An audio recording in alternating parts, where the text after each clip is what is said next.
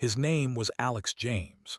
He was 28 years old, and the night his wife abandoned him at a gas station in the rain with their 6-month-old daughter crying in his arms was the night he stopped believing in forever. It was late November 2019, around 9:00 p.m. on a Thursday. Alex had been working double shifts as an assistant manager at a distribution warehouse, pulling in about $48,000 a year.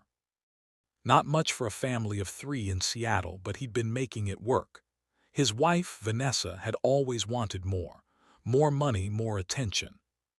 More of the glamorous life she'd scrolled through on social media while he worked 60-hour weeks to keep their modest apartment in Raton. The gas station was a BP off Highway 167, one of those bright fluorescent islands in the darkness where Alex had stopped to fill up their aging Honda Accord. Vanessa had been silent the entire drive home from her mother's house, her jaw tight, her eyes fixed on her phone screen. Their daughter, Emma, had been fussing in her car seat, and Alex remembered feeling that familiar knot of exhaustion in his chest. He'd worked a morning shift, grabbed 3 hours of sleep, then driven across town to pick them up because Vanessa had claimed their car was acting up again. He'd gone inside to pay for the gas and grab a bottle of water. When he came back out 2 minutes later, the Accord was gone. At first, he thought he was confused about where he'd parked. He walked around the pumps twice, Emma still strapped to his chest in her carrier, her small fists clutching his jacket. Then his phone buzzed. The text from Vanessa was short. "I can't do this anymore. She's your problem now. Don't try to find me." Alex had stood there in the rain, watching the message on his cracked phone screen, his mind unable to process what was happening. His wife, the woman he'd married 3 years ago in a ceremony at the Woodland Park Rose Garden, the woman who'd promised to love him through everything, had just driven away and left him stranded with their baby. He called her 17 times that night. Every call went straight to voicemail. What Alex didn't know then, as he'd stood there in that gas station parking lot feeling his entire world collapse, was that Vanessa had been planning her exit for months. She'd already moved most of her important belongings to her new boyfriend's apartment in Bellevue, a tech executive named Bradley Westmore, who drove a Tesla Model S and lived in a penthouse with a view of Lake Washington. Bradley was 42, divorced, and had made it clear he wasn't interested in playing stepfather to another man's child. So Vanessa had made her choice. Alex had eventually called his older sister, June, who driven out to get him at midnight. She'd helped him file a missing persons report that went nowhere because Vanessa wasn't actually missing. She just left. The police officer who'd taken the report had looked at Alex with something close to pity and told him to get a lawyer. If you enjoy stories of shocking betrayals and the sweet revenge that follows, like this video and subscribe to the channel now. There are brand new stories here every day, each one more intense than the last one. And tell me where you are watching from. The first 6 months after that night were the darkest of Alex's life. He'd been completely unprepared to be a single father. His sister helped when she could, but she had 2 kids of her own and worked full-time as a dental hygienist. Alex had to cut his hours at the warehouse, which meant his already tight budget became impossible. He'd burned through his meager savings of $3,200 in the first 2 months just trying to keep up with rent and child care. He tried to track Vanessa down, if only to get child support, but she disappeared completely. Her phone number was disconnected. Her mother claimed she didn't know where Vanessa had gone, though Alex suspected that was a lie. Her social media accounts went dark. It was as if she'd simply erased herself from their lives. The divorce papers had arrived 4 months later, delivered to his apartment by a process server. Vanessa was filing on grounds of irreconcilable differences and was making no claim for custody or visitation. She also wasn't offering any child support. The papers had been filed to a law firm in Portland, Oregon, which told Alex she'd probably left the state entirely. He'd signed them. What choice did he have? By month 7, Alex had been served an eviction notice. He couldn't keep up with the rent, couldn't work enough hours to cover child care and living expenses, and he'd made the painful decision to move back into his mother's basement in Tacoma. It felt like failure. At 29 years old, he was divorced, broke, living with his mom, and solely responsible for a baby daughter who deserved so much better than what he could provide. But here's what nobody tells you about rock bottom. Sometimes it's exactly where you need to be to start building something real. Alex's mother, Linda, was a retired high school math teacher who'd raised Alex and his sister alone after their father died when Alex was 12. She was tough, practical, and fiercely protective of her grandchildren. She didn't judge Alex for his situation. She just rolled up her sleeves and helped. Living rent-free in his mother's basement gave Alex the breathing room he desperately needed. He could work his warehouse shifts knowing Emma was with her grandmother. He could sleep more than 3 hours at a time. He could think clearly for the first time since that night at the gas station. And, slowly, carefully, he began to plan his future. Alex had always been good with logistics. It's why he'd risen to assistant manager at the warehouse despite being younger than most of his colleagues. He understood systems, workflows, how to make complicated operations run smoothly. Now, he applied that same strategic thinking to his own life. First, he started taking online courses in supply chain management. He'd wake up at 5:00 a.m., study for 2 hours before Emma woke up, work his shift, then study for another hour after putting her to bed. It was exhausting, but it was also purpose. He finished a certification program in 6 months that was designed to take a year. Second, he documented everything. Every text from Vanessa, the few he'd received before she disappeared, every attempt to contact her, every expense for Emma, every milestone his daughter reached without her mother. He kept it all in a cloud folder, meticulously organized. He didn't know if he'd ever need it, but something told him to keep records. Third, and most importantly, he poured everything he had into being the father Emma deserved. He learned to do her hair in the perfect pigtails by watching YouTube videos at midnight. He became an expert at reading picture books with different voices for every character. He took her to the park every Sunday, even when he was bone tired from work. He showed up to every pediatrician appointment with a list of questions written in a notebook. He made sure she knew every single day that she was loved, completely and unconditionally. Emma thrived. She was a happy, curious toddler who called Alex's mother Nana and had no memory of the woman who'd abandoned her. Sometimes Alex would look at his daughter's bright smile and feel a fierce, protective rage at Vanessa for walking away from something so precious. But mostly, he just felt grateful that he got to be Emma's father. By the time Emma turned 2, Alex had landed a better job as a logistics coordinator for a mid-sized manufacturing company in Tacoma. The pay was $62,000 a year, a significant jump that made him feel like he could finally breathe. He started saving money for the first time in years. When Emma turned 3, Alex met Rachel. She was a software developer at a tech company downtown, and they'd met at a parent and child music class at the community center. Rachel was there with her nephew filling in for her sister who was out of town. She'd made a joke about being completely tone-deaf. Emma had giggled, and Alex had found himself smiling for the first time in months. They'd started talking after class. Coffee turned into dinner. Dinner turned into regular weekend plans. Rachel met Emma early on. Alex had made it clear that he and his daughter were a package deal, and she'd handled it with an ease that amazed him. She didn't try to replace Emma's mother or rush into anything. She just showed up consistently, kindly, and let the relationship develop naturally. What Alex appreciated most about Rachel was her pragmatism. She was 31, had built a successful career, owned her own condo in University Place, and had zero interest in drama or games. She'd been clear from the start about what she wanted: a partner who was honest, a relationship built on mutual respect, and eventually a family of her own. They dated for 18 months before Alex proposed. It was nothing fancy. Just the two of them and Emma at Point Defiance Park watching the sunset over the Puget Sound. Rachel had said yes before he'd even finished asking. They'd married in a small ceremony 6 months later in August 2023. Emma, now 4 years old, had been their flower girl, scattering rose petals with serious concentration while guests had laughed and taken pictures. Alex's life had transformed so completely that sometimes he could barely recognize the broken man who'd stood in that gas station parking lot. He had a wife who loved him and treated Emma like her own daughter. He had a good job with room to grow. He'd recently been promoted to senior logistics manager with a salary of $78,000. He and Rachel had bought a modest house in Spanaway, nothing extravagant, but it was theirs. Emma was enrolled in a good preschool and was already reading simple books. He'd built a real life from the ashes of his worst moment. And then in October 2024, Vanessa came back.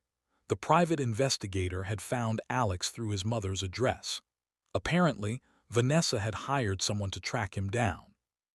The pie had shown up at Alex's workplace on a Wednesday afternoon, handed him a business card, and told him that Vanessa James wanted to arrange a meeting.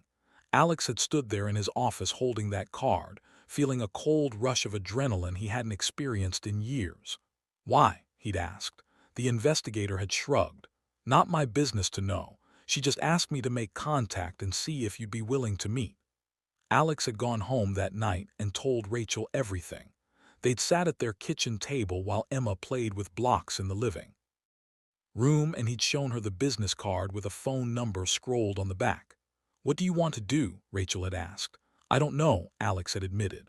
"Part of me wants to tell her to go to hell. She doesn't get to just waltz back into our lives after 5 years. But another part of you wants to know why she left," Rachel had said quietly. Alex had nodded. That was exactly it. For 5 years he carried the weight of not understanding. Why had Vanessa abandoned them? What had he done wrong? Had she ever loved Emma at all? The questions had haunted him during sleepless nights, even as he'd built his new life. "You should meet with her," Rachel had said. "Not for her sake, for yours. You deserve answers." So Alex had called the number on the card. Vanessa's voice had been exactly as he remembered it, smooth, confident, with that slight uptick at the end of her sentences that made everything sound like a question. They'd arranged to meet at a coffee shop in Federal Way, neutral territory, on a Saturday afternoon when Rachel could watch Emma. Alex had arrived 15 minutes early and ordered a black coffee he didn't drink. He'd sat at a corner table, his back to the wall, watching the door with a strange mixture of anticipation and dread. Vanessa had walked in at exactly 2 p.m. She looked different. Older, obviously, they both were, but also worn down in a way that surprised him. Her hair was shorter. Her clothes were nice, but not as designer as they used to be, and there were lines around her eyes that hadn't been there before. She'd spotted him immediately and had walked over with a smile that didn't quite reach her eyes. "Alex," she'd said, sliding into the chair across from him. "Thank you for meeting me, Vanessa." His voice had been level, controlled. He'd had 5 years to prepare for this moment in his head, though none of his imagined scenarios quite matched the reality of sitting across from the woman who destroyed his life. They'd sat in awkward silence for a moment before Vanessa had launched into what sounded like a rehearsed speech. "I know I owe you an explanation," she'd begun. "I know what I did was unforgivable. I was in a dark place back then and I made terrible choices. I was young and stupid and I thought I wanted something different than what we had. I thought Bradley could give me the life I deserved and I was wrong." "Where have you been for 5 years?" Alex had asked, cutting through her prepared remarks. Vanessa had faltered. "Portland mostly. Things with Bradley didn't work out. He wasn't who I thought he was." Alex had waited, letting the silence stretch. He learned a lot about negotiation and leverage in his logistics career. Sometimes the best move was to say nothing and let the other person fill the void. "I made mistakes," Vanessa had continued, her voice taking on a slightly desperate edge. "Huge mistakes. But I've changed, Alex. I've had a lot of time to think about what I threw away, about our daughter." That's when Alex's blood had run cold. "Her name is Emma," he'd said quietly. "You don't get to call her our daughter when you haven't seen her in 5 years." Vanessa's eyes had filled with tears. I know I don't deserve forgiveness, but I want to try to make things right. I want to be part of Emma's life again. I want to be her mother." Alex had felt a white-hot rage rising in his chest, but he kept his voice calm. "Why now? Why after 5 years?" Vanessa had looked down at her coffee cup. "Because I realize what I lost. Because I'm in a better place now. And I'm ready to be the mother she deserves." What she hadn't said, but what Alex had already guessed, was that things had fallen apart for her. Bradley had probably dumped her. Her dreams of an easy, wealthy life had probably evaporated, and now she was back, hopping to reclaim the family she'd thrown away like garbage at a gas station. They had no idea what was coming. Make sure you're subscribed to this channel if you have not, because the ending of this story will blow your mind. And drop a comment below telling me what you think Alex should do next. Alex had left that coffee shop meeting without giving Vanessa any commitments. He told her he needed time to think, which was partially true. What he really needed was time to consult with the attorney he'd already called on his way to the meeting, because here's what Vanessa didn't know. Alex had spent 5 years documenting everything. Every milestone Emma had reached without her mother, every expense he'd covered alone, every night he'd stayed up with a sick child while Vanessa was out living her best life somewhere. He had records of every attempt to contact her, every unanswered call, every ignored email. He'd also discovered something interesting through his attorney. In Washington state, when a parent abandons their child for an extended period and makes no attempt to maintain a relationship or provide support, they can lose their parental rights. Vanessa hadn't just left Emma, she'd legally abandoned her. She'd signed divorce papers that waived all custody and visitation. She'd never paid a dime of child support. She'd never sent a birthday card or a Christmas present. She'd never even asked how Emma was doing. For 5 years, Vanessa had been a ghost, and now she wanted to resurrect herself and play mother. Alex's attorney, a sharp woman named Patricia Wung, who specialized in family law, had been clear about the situation. She has virtually no legal standing, Patricia had explained during their consultation. She voluntarily terminated her custodial rights in the divorce. She's made no support payments and no contact. You have 5 years of evidence showing complete abandonment. If she tries to petition for custody or visitation, we can fight it and we'd likely win. But can she try? Alex had asked. Anyone can petition the court, Patricia had said. Whether they'll succeed is another matter. My bigger concern is whether you want her to have any access to Emma at all. That's a decision only you can make. Alex had thought about it for days. He talked to Rachel, to his mother, to his sister. He'd lay awake at night thinking about what was best for Emma, and he'd come to a conclusion. Vanessa didn't deserve to be Emma's mother. She'd walked away when things got hard. She'd chosen her own comfort over her child's well-being. She'd proven through 5 years of absence that she wasn't capable of the kind of unconditional love a child needed. But more than that, Alex realized he didn't want Emma to grow up wondering about her biological mother, building fantasies about who Vanessa might be. He wanted Emma to see exactly who her mother was and then choose for herself. So, Alex had called Vanessa back and arranged another meeting. This time, he brought Rachel. Vanessa had looked surprised when they'd both walked into the coffee shop, but she'd hidden it quickly behind a polite smile. "This is my wife, Rachel," Alex had said, and he'd watched Vanessa's face carefully for the reaction. There it was, a flash of something. Jealousy, regret. He couldn't quite tell. "It's nice to meet you," Rachel had said smoothly, extending her hand. She'd worn her favorite blazer, the navy one she wore to important work meetings, and Alex knew it was intentional. Rachel wanted Vanessa to see exactly what Alex had built without her. They'd sat down and Alex had laid out his terms. "If you want to meet Emma, we can arrange supervised visits," he'd said. "Short ones at first. We'll explain to her that you're her biological mother, but we'll also be honest about the fact that you've been absent from her life. Whether this relationship continues depends entirely on Emma's comfort level and what my attorney approves." Vanessa had looked like she wanted to argue, but something in Alex's expression must have warned her not to. "These visits will be on my schedule at my convenience," he'd continued. "You will not show up unannounced at our home or Emma's school. You will not make promises you can't keep. And if at any point Emma says she doesn't want to see you, that's the end of it." "That's not fair," Vanessa had protested. "She's my daughter, too."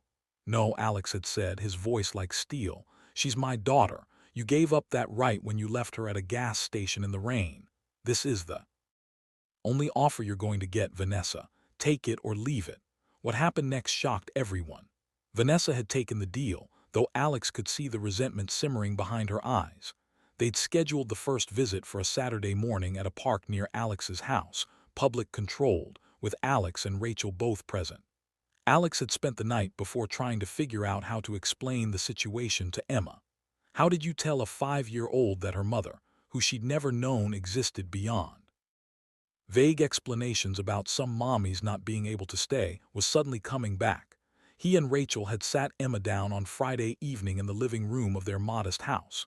Emma had been playing with her favorite stuffed rabbit, a worn pink thing she'd named Mr. Hopscotch.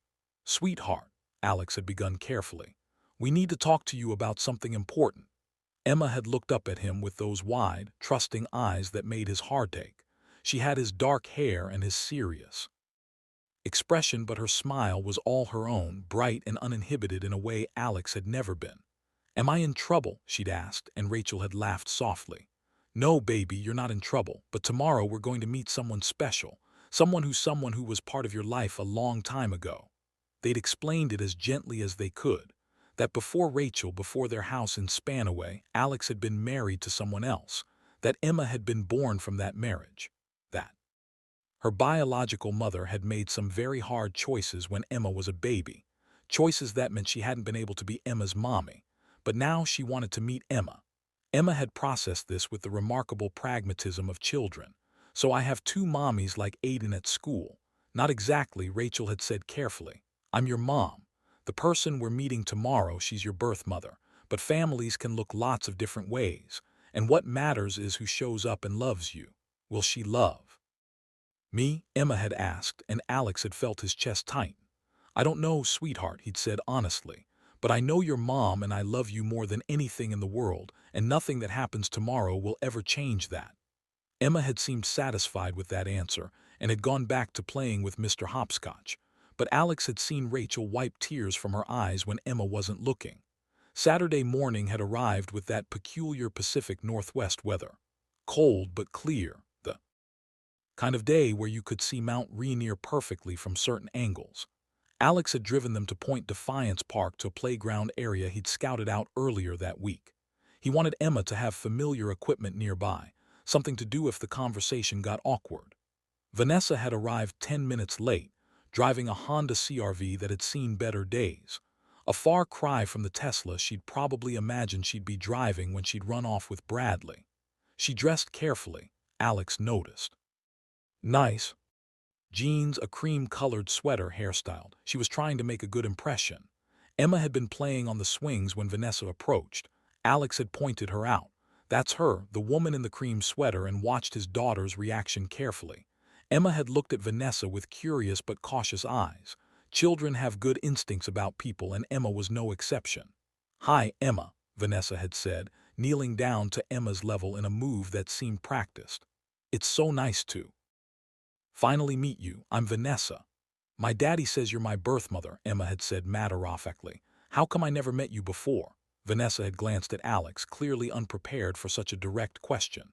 "Well, sometimes adults make mistakes, and I made some really big mistakes when you were a baby, but I'm here now and I'd like to get to know you." "Okay," Emma had said with a shrug. "Do you want to push me on the swings?" And just like that, the first visit had begun. Alex had watched from a nearby bench, Rachel's hand in his, as Vanessa had pushed Emma on the swings and tried to make small talk with a 5-year-old who had no particular interest in her. Emma had been polite but distant, the way she was with strangers at the grocery store. She'd answered Vanessa's questions about school and her favorite books, but she kept glancing back at Alex and Rachel, checking to make sure they were still there. After 30 minutes, Emma had climbed off the swings and run back to Alex. "Can we go home now?" she'd asked loud enough for Vanessa to hear. "I want to finish the puzzle we started." Vanessa's face had fallen, but she'd covered it quickly. "Maybe we can meet again soon," she'd suggested. "Maybe," Emma had said, already distracted, reaching for Rachel's hand. They'd left Vanessa standing in the parking lot, and Alex had seen her wipe her eyes as they'd driven away. The second visit, 2 weeks later, had gone similarly. Emma had been friendly but unattached, more interested in the playground equipment than in Vanessa. She called her Vanessa instead of any maternal title. And when Vanessa had tried to correct her, "You can call me Mom if you want," Emma had simply said, "but I already have a mom," and pointed at Rachel. Alex had seen Vanessa's frustration growing. She'd imagined some emotional reunion, he realized. She'd thought Emma would be overjoyed to have her biological mother back, that their bond would be instant. and undeniable. She hadn't considered that Emma was a whole person who'd been loved and cared for by other people for 5 years, people who'd actually shown up. By the third visit, Vanessa's patience had worn thin. They'd met at a different park this time in Federal Way, halfway between Alex's house and wherever Vanessa was living now. Emma had been playing on the climbing structure when Vanessa had pulled Alex aside. "This isn't working," she'd said bluntly. "She doesn't see me as her mother. She's cold to me. She's 5, Alex had said. And she doesn't know you. What did you expect?" "I expected you to help," Vanessa had hissed, keeping her voice low so Emma wouldn't hear. "You could be encouraging her to bond with me, but instead you and your little replacement family are freezing me out." Alex had felt his temper flare. "Rachel is not a replacement. She's Emma's mother in every way that matters. And we're not freezing you out. We're letting Emma decide for herself. That's and you know it." Vanessa had shot back. "She's a child. She doesn't know what's best for her, and you do. You who left her in a parking lot, you who didn't even check to see if she was alive for 5 years." They'd both been getting louder, and Rachel had walked over quickly, placing herself between them. "This conversation is over," Rachel had said firmly. "Emma is watching, and we're not doing this in front of her." Vanessa had looked like she wanted to argue, but then she glanced over and seen Emma staring at them from the top of the slide, her small face worried. Vanessa had taken a breath and stepped back. "Fine," she'd said tightly, "but I want more time with her, unsupervised time. I'm her mother, Alex. I have rights." "Actually," Alex had said, pulling out his phone, "you don't." He'd pulled up the scanned copy of the divorce decree his attorney had sent him. The relevant section had been highlighted. Petitioner waives all rights to custody, visitation, and decision-making authority regarding the minor child. "You signed this," Alex had said, showing her the screen. "You gave up your rights voluntarily. The only reason you're seeing Emma at all right now is because I'm allowing it. But that can end any time, Vanessa. And if you push me, it will." Vanessa had stared at the document on his phone, her face going pale. "You can't do this. I'll get a lawyer. I'll fight you." "Go ahead," Alex had said calmly. "My attorney would love to present a judge with 5 years of evidence showing complete abandonment. We have documented proof of every expense I've paid, every milestone you missed, every holiday that passed without a single card or phone call. You think a court is going to give you custody after that?" The look on Vanessa's face had been worth every sleepless night Alex had spent documenting everything. If you're enjoying this story, hit that like button and let me know in the comments what you would have done in Alex's situation. But Vanessa wasn't done.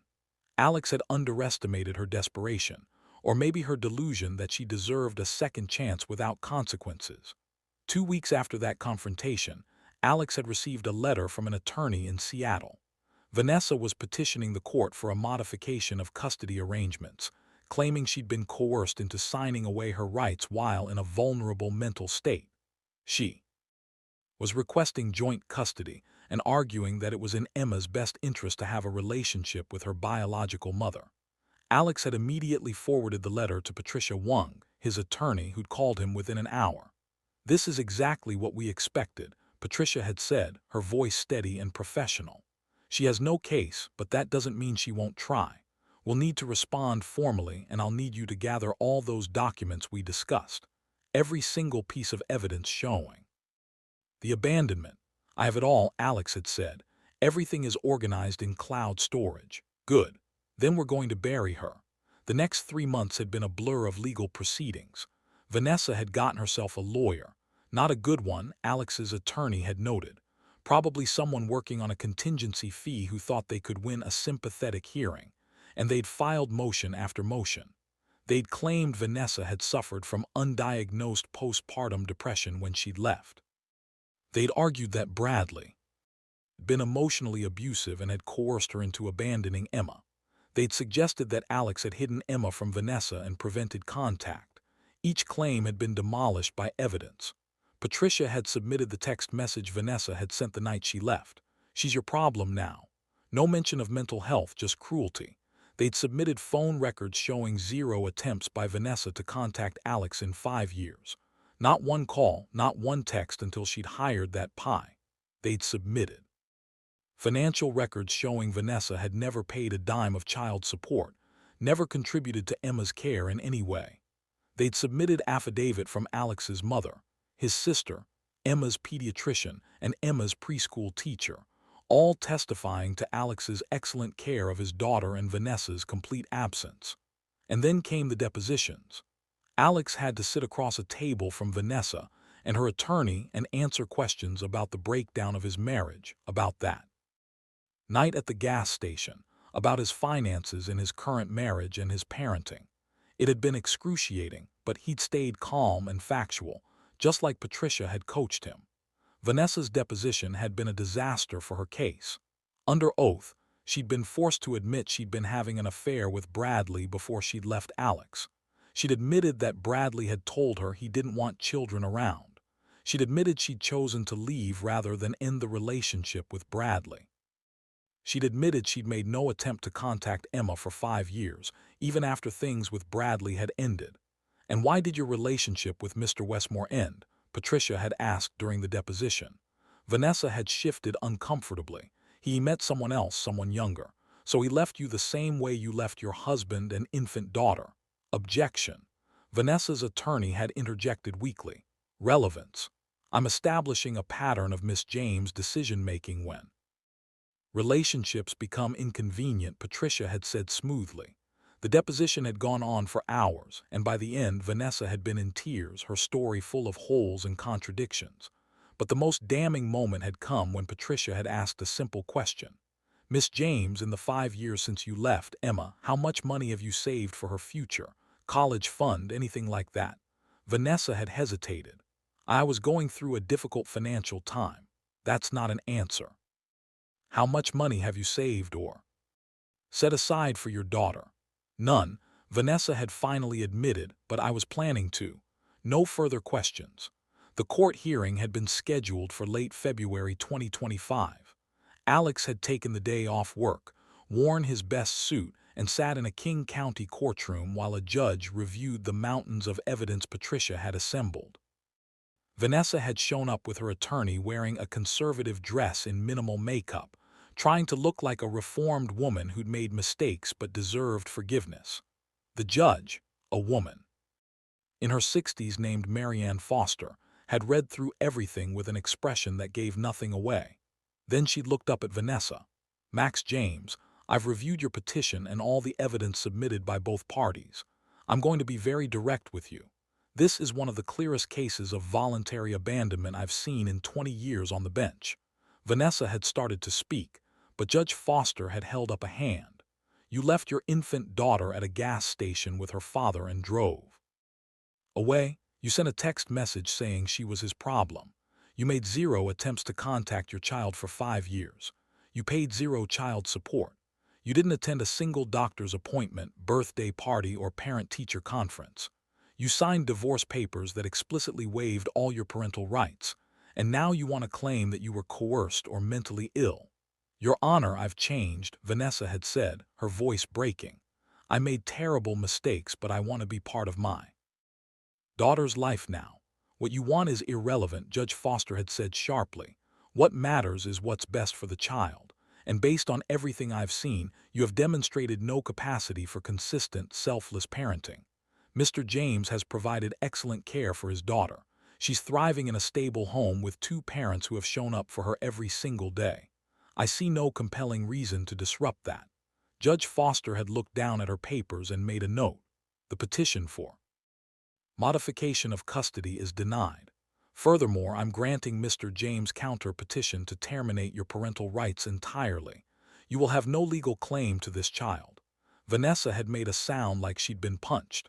"Your Honor, please," her attorney had begun. "My decision is final," Judge Foster had said. "Miss James, you made your choice 5 years ago when you abandoned your daughter. You don't get to unmake it now because things didn't work out the way you'd hoped." This hearing is adjourned. Alex had sat there in stunned silence as the judge had left the courtroom. It was over.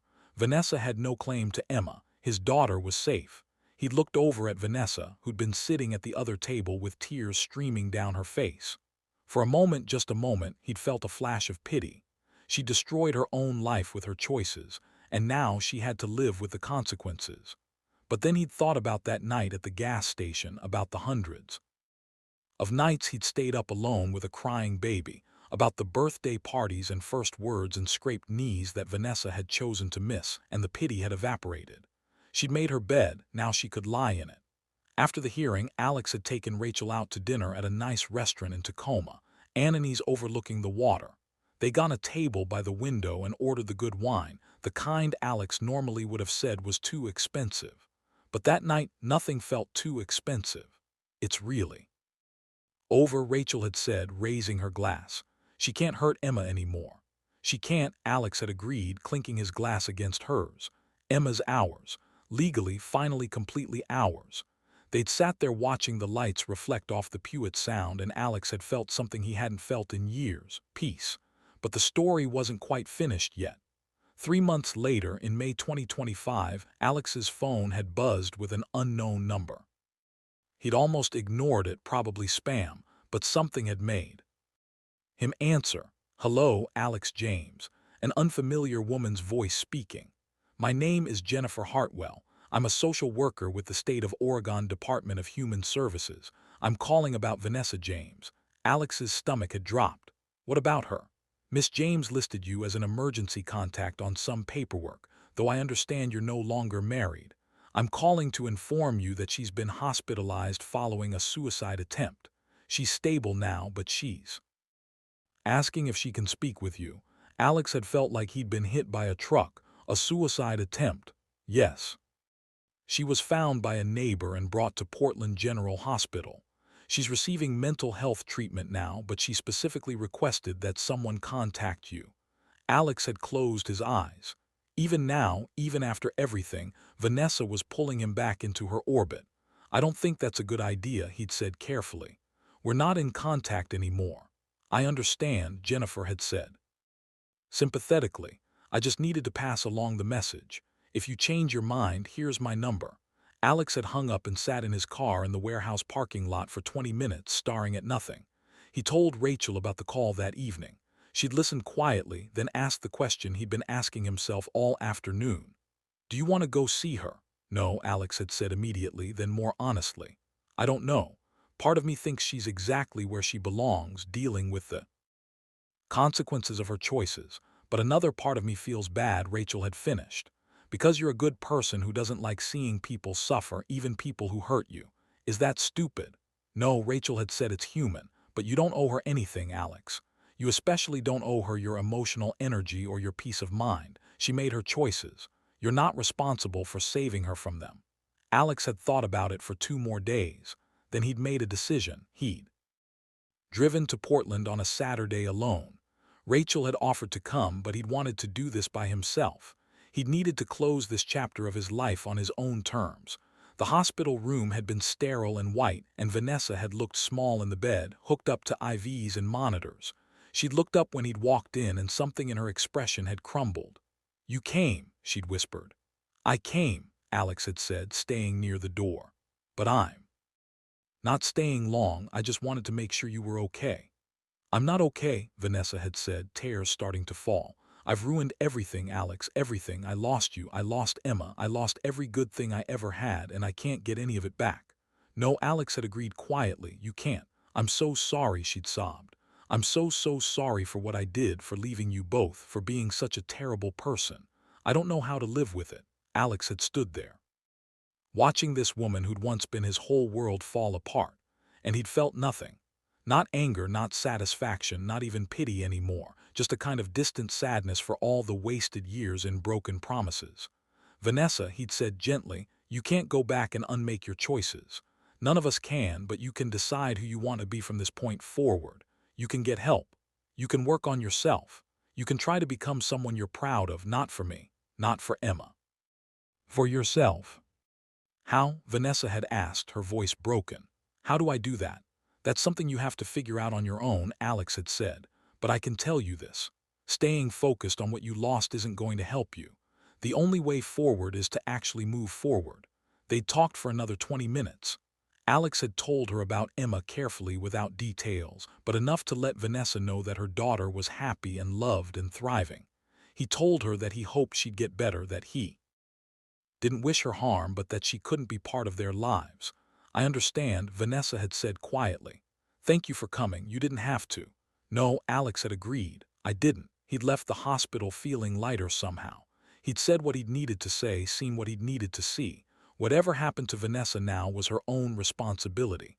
He'd driven home to Spanway to the house where his wife and daughter were waiting, and he'd let it all go. The years that followed were good ones. Alex got promoted again in 2026, this time to Director of Logistics Operations with a salary of $95,000, more money than he'd ever imagined making back in those desperate days living in his mother's basement.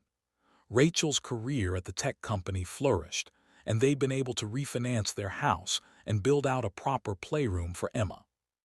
Emma herself had grown into a bright, confident 7-year-old who loved reading and soccer, and asking approximately 8 million questions a day.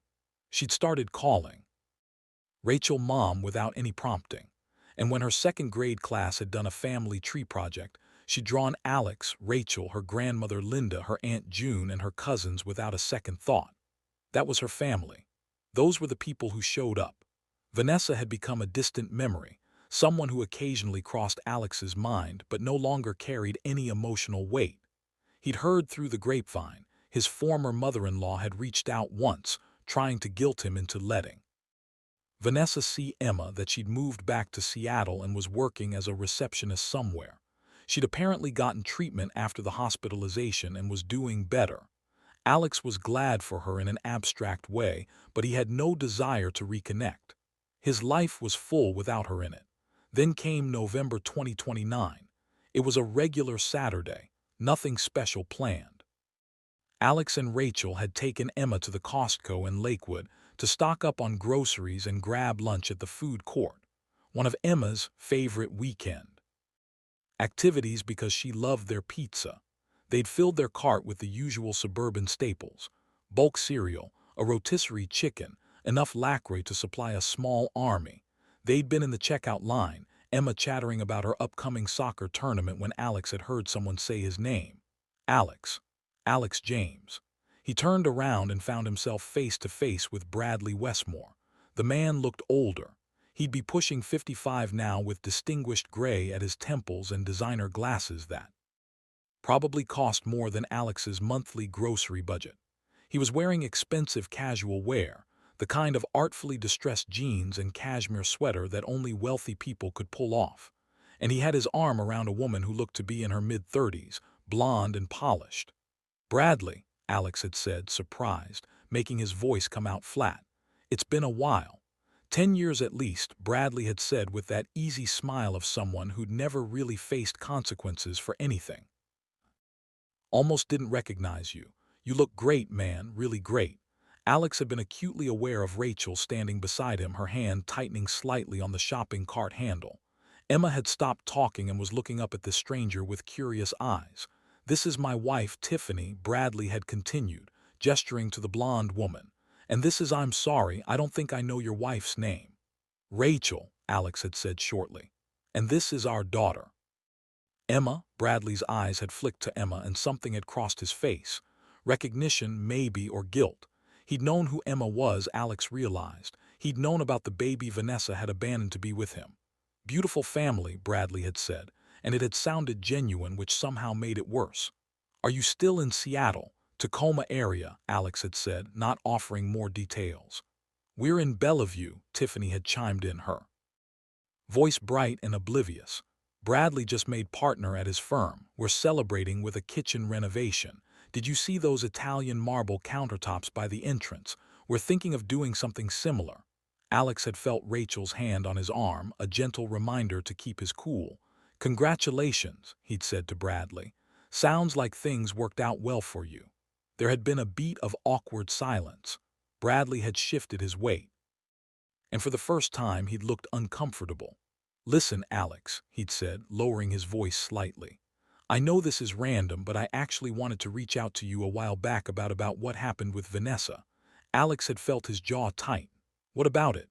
"I just wanted to say I'm sorry," Bradley had said, "for my part in it. I mean, the whole situation was messy and I didn't handle it well. I was going through my own stuff with my divorce and I wasn't thinking clearly about the impact on other people, specifically on you and your kid. Emma had tugged on Alex's hand. Daddy, can we get the pizza now? In a minute, sweetheart, Alex had said, then looked back at Bradley. You're apologizing for having an affair with my wife. For how it went down, Bradley had said. Look, I'm not proud of how I acted back then. I was selfish. I told Vanessa I didn't want kids around, and I know that put her in an impossible position. If I'd handled it differently, maybe she wouldn't have made the choices she made. Alex had wanted to laugh. The man was actually trying to absolve himself by suggesting he was somehow responsible for Vanessa's choices. Bradley, Alex had said slowly, Vanessa left our 6-month-old daughter at a gas station in the rain. She texted me that Emma was my problem now and drove away. She didn't make those choices because of anything you did. She made them because that's who she was. She chose her own comfort over her child's welfare. That's on her, not you. Bradley had looked genuinely taken aback. I didn't know it happened like that. She told me it was more of a mutual decision that you'd agreed she needed space. She lied to you, Alex had said flatly, which shouldn't surprise either of us given how your relationship started. Tiffany had been looking increasingly uncomfortable, clearly regretting being present for this conversation. She touched Bradley's arm. Honey, maybe we should. How is Vanessa? Alex had asked, surprising himself. Do you know? Bradley had shaken his head. We haven't spoken in years. Last I heard, she was back in Seattle somewhere, but that's all I know. After we broke up, she went off the radar for a while. She tried to get custody of Emma, Alex had said. Few years back, lost in court, judge terminated her parental rights entirely. Bradley had winced. Jesus, I'm sorry to hear that. Don't be, Alex had said. It was the best thing for Emma. She's got 2 parents who love her and show up for her every single day. She doesn't need someone who's going to drift in and out whenever it's convenient. There had been another awkward pause. Then Bradley had extended his hand. For what it's worth, Alex, I'm glad things worked out for you. You seem like you've built a good life. Alex had shaken his hand briefly. I have. No thanks to you or Vanessa. They'd parted ways, and Alex had stood there for a moment, processing the encounter before. Emma had tugged his hand again. Daddy, pizza. Yeah, kiddo, let's get pizza. They got in their food and sat at one of those high tables in the Costco food court. Emma working her way through a slice almost as big as her face.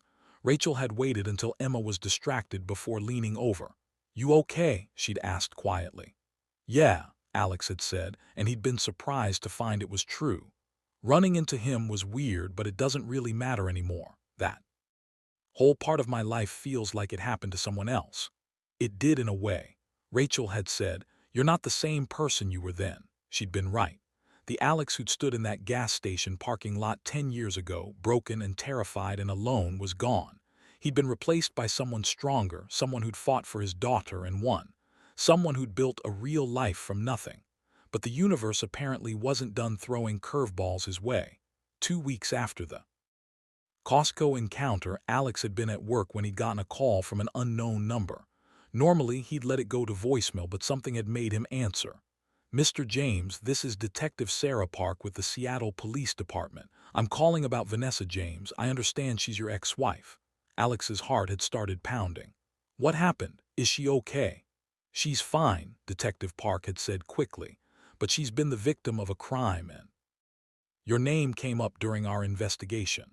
Would you be able to come down to the station to answer some questions? Alex had driven to Seattle that afternoon, his mind racing with possibilities. What kind of crime? Why did they need to talk to him? He'd had zero contact with Vanessa in years. The police station had been exactly like what he'd expected. Fluorescent lights, beige walls, the smell of bad coffee. Detective Park had been a woman in her 40s with kind eyes and a no-nonsense demeanor. She'd led him to an interview room and offered him coffee, which he declined. Mr. James, thank you for coming in, she'd begun. I want to stress that you're not in any trouble. We're investigating a case of financial fraud, and Vanessa James is one of the victims. Your name came up in her financial records, and we needed to verify some information. Financial fraud. Alex had been confused. What does that have to do with me? Miss James was involved with a man named Richard Delroy for the past 2 years. Detective Park had explained, Mr. Delacroix ran what we believe was a romance scam. He targeted women online, built relationships with them, and then convinced them to invest in fake business opportunities. He scammed at least 15 women out of a combined $300,000. Alex had felt a wash of second-hand embarrassment. Vanessa had fallen for a scam artist. In Ms. James' case, Detective Park had continued. She gave him approximately $42,000 over the course of their relationship. She also took out credit cards in her name at his request, which he maxed out. She's currently about $70,000 in debt. Jesus, Alex had muttered. During our investigation, we found documents in Mr. Delacroix's possession that had your name on them, specifically documents related to your daughter Emma, birth certificate, custody papers, that sort of thing. Can you tell me how he would have gotten those? Alex had felt a cold anger rising. Vanessa gave him my daughter's personal information. It appears so, Detective Park had said carefully. We're not sure why he claimed he was helping Miss James with a custody case, though obviously there was no active case. We think he may have been planning to attempt some kind of identity theft or fraud using the child's information, but we caught him before anything happened. Alex had clenched his fists under the table. Where is this guy now? In custody, facing multiple charges. He'll likely be going to prison for a long time. But I need to ask you, Mr. James, when was the last time you had contact with Vanessa?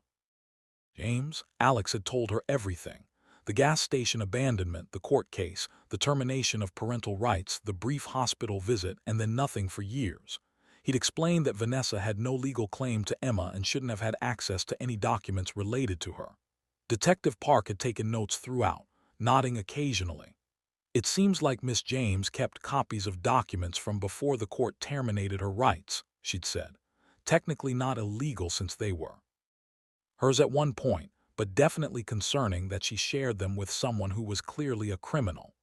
I'd recommend you put a credit freeze on your daughter's social security number just to be safe, and document this incident in case there are future custody issues. Alex had left the police station feeling shaken. Even years later, even after losing all legal rights to Emma, Vanessa was still making decisions that could have harmed their daughter. She'd given a con artist access to Emma's personal information. All in pursuit of what? Another relationship with another man who'd promised her something better. Some people never learned. He'd driven home and explained everything to Rachel. They'd immediately frozen Emma's credit and filed all the police reports. Emma herself had been oblivious to the whole thing. She'd been more interested in showing Alex the A she'd gotten on her spelling test. That night, after Emma had gone to bed, Alex and Rachel had sat on their back porch with glasses of wine looking out at their small yard where Emma's soccer ball sat abandoned by the fence. Do you think she'll ever stop? Rachel had asked quietly. Vanessa, I mean, will she ever just move on and leave us alone? I don't know, Alex had said honestly. Part of me thinks she's just broken in some fundamental way. She keeps chasing these fantasies of what her life should be, and every time reality doesn't match up, she makes worse and worse decisions. Do you feel bad for her? Alex had thought about it. Sometimes, but mostly, I just feel tired. Tired of her being this dark cloud that occasionally rolls back into our lives. Tired of having to be vigilant and protective because she might do something stupid that affects Emma. She can't hurt Emma now. Rachel had reminded him not legally, and Emma doesn't even remember her. That had been true. Emma had no memory of Vanessa, no attachment, no curiosity even. When the topic of biological mothers came up, usually from well-meaning but nosy people who asked invasive questions, Emma would shrug and say, I have a mom, her name is Rachel. End of discussion. 6 months later, in May 2030, Alex had gotten one final communication from Vanessa. It had been a letter handwritten forwarded to him by his attorney because Vanessa had sent it to Patricia Wong's office. Patricia had called him first to ask if he wanted to read it or just shred it. What does it say? Alex had asked.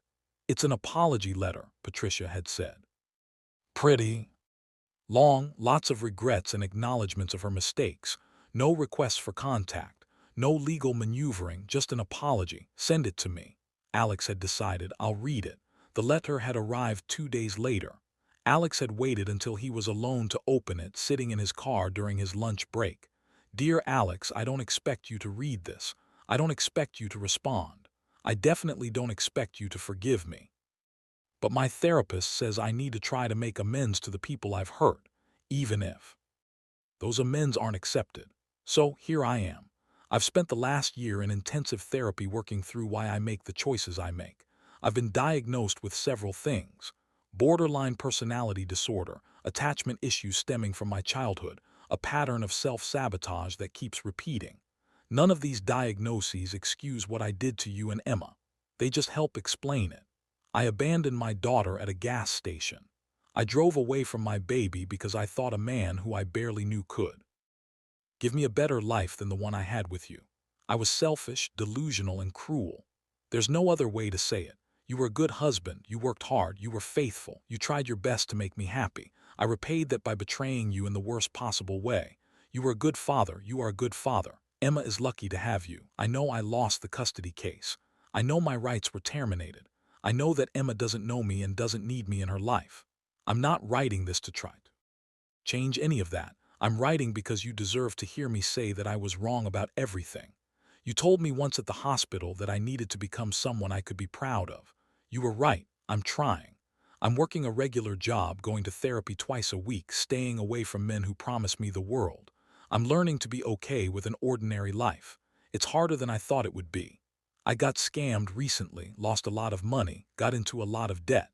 I almost let it destroy me, but instead I'm using it as a wake-up call. I'm done chasing fantasy lives with fantasy people. I'm done hurting people in pursuit of something that doesn't exist. I hope Emma is happy. I hope she's surrounded by people who love her.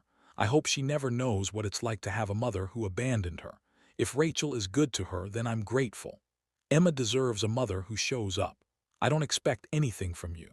I just wanted you to know that I see clearly now what I couldn't see then. I had everything and I threw it away. That's on me. No one else. I'm sorry, Alex, for everything. Vanessa. Alex had sat in his car for a long time after reading the letter, watching people come and go from the warehouse loading docks. He'd felt a complex mix of emotions: anger at all the wasted years, sadness for the family that could have been, relief that Emma had been spared growing up with someone so unstable, but mostly he'd felt closure. Vanessa had finally admitted what he'd needed to hear, that none of it had been his fault, that he'd been enough, that he'd done his best, that her choices had been hers alone. He'd folded the letter carefully and put it in his glove compartment. He hadn't responded, and he never would. But knowing that Vanessa finally understood what she'd done, what she'd lost, that was enough. That weekend, Alex and Rachel had taken Emma to Point Defiance Park, the same place where Alex had proposed to Rachel all those years ago. Emma had run ahead on the trail, her ponytail bouncing, shouting back to them about a squirrel she'd spotted. Rachel had slipped her hand into Alex's. "You've been quiet the last few days. Everything okay?" "Yeah," Alex had said, and he'd meant it. "Everything's okay. Better than okay, actually. The letter from Vanessa, it helped," Alex had admitted. "Not in the way you might think, but it closed a door I didn't realize was still slightly open." They'd watched Emma chase the squirrel, her laughter echoing through the trees. "You know what I realized," Alex had said. "That night at the gas station when Vanessa left me there with Emma, I thought my life was over. I thought I'd hit rock bottom and would never recover. But that moment was actually when my real life began. Everything good I have now, you, this family, my career, even just knowing who I am, it all grew from that moment." "Sounds like you're making peace with it," Rachel had said. "I am," Alex had agreed.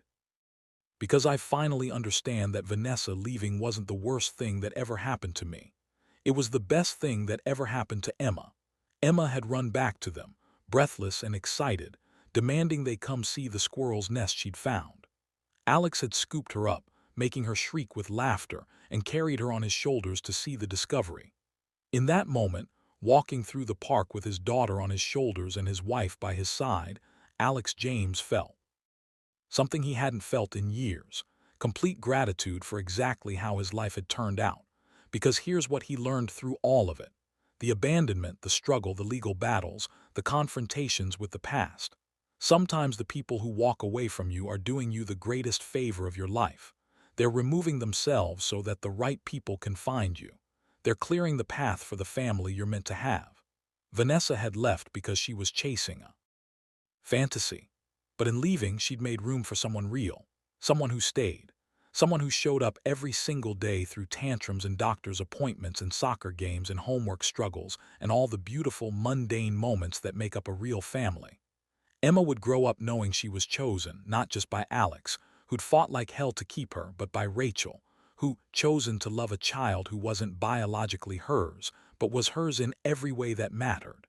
That was the real victory. Not the court case, not Vanessa's apology, not even the successful career Alex had built. The victory was the 8-year-old girl on his shoulders who felt secure and loved and happy, who would never know what it felt like to wonder if she was wanted. As they walked back to the car, Emma chattering about squirrels and acorns and could they please get ice cream, Alex caught Rachel's eye and smiled. She smiled back, and in that smile was everything they'd built together. Trust, partnership, family. Some people spend their whole lives chasing what they think they deserve. Alex had learned to be grateful for what he'd earned, not through luck or circumstance, but through showing up day after day and doing the hard work of being a good father and a good partner. That night, after Emma had been tucked into bed with Mr. Hopscotch and 3 stories read, Alex had sat down at his computer and written his own letter. Not to Vanessa, she didn't deserve his words anymore, but to himself, to the younger Alex who'd stood in that gas station parking lot terrified and alone. It gets better, he'd written. The pain fades, the fear fades. What remains is strength you didn't know you had and love you didn't know you deserved. You're going to be okay, more than okay. You're going to build something beautiful from the ruins. The woman who left you did you a favor, though it won't feel like it for a long time. She removed herself from Emma's life, and in doing so she made room for someone better. Someone who will love your daughter like her own. Someone who will love you the way you deserve to be loved. Keep going, keep showing up, keep fighting for your daughter. It's worth it, trust me, I know. He'd saved the letter in a folder on his computer dated May 15, 2030. Maybe one day when Emma was older and had questions about her biological mother, he'd share it with her. Or maybe he'd just keep it for himself, a reminder of how far he'd come. Either way, it was the final punctuation mark on that chapter of his life. The next morning, Alex had woken up to Emma jumping on his bed, announcing that she'd lost her first tooth, and the tooth fairy owed her money. Rachel had laughed and pulled her under the covers for a tickle fight, and Alex had joined in. And for a few perfect minutes, their bedroom had been full of nothing but laughter and love. This was his life now. This was his family, and he wouldn't trade it for anything. Sometimes the best revenge isn't revenge at all. It's letting people face the consequences of their own actions while you build a better life than they ever imagined you could. Alex didn't win because Vanessa lost. He won because he chose every single day to show up for the people who mattered. He won because he transformed his rock bottom into a foundation. The people who abandon you are not the ones who define your worth. The people who stay, the ones who choose you when it's hard, who love you when it's inconvenient, who show up when it's unglamorous, those are the people who reveal your true value. And if you're very lucky, you become one of those people too. If you enjoyed this story, like this video and leave a comment telling me what you thought. And if you're not already subscribed to the channel, please subscribe and hit the notification bell to get alerts for new stories like this one. Thanks for watching, and I'll see you next.